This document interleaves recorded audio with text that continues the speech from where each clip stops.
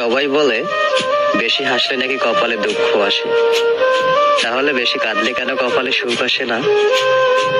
আমি কথা বলতে পছন্দ করি, কিন্তু সবার সাথে নয়।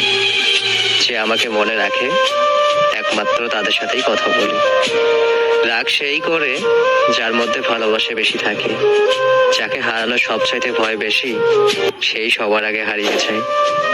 মেয়েরা প্রথম থেকে যাদেরকে পাত্তা দেয় না, শেষে তাদের প্রেমেই পড়ে। ভুল মানুষকে ভুলে যাওয়াটাই উত্তম।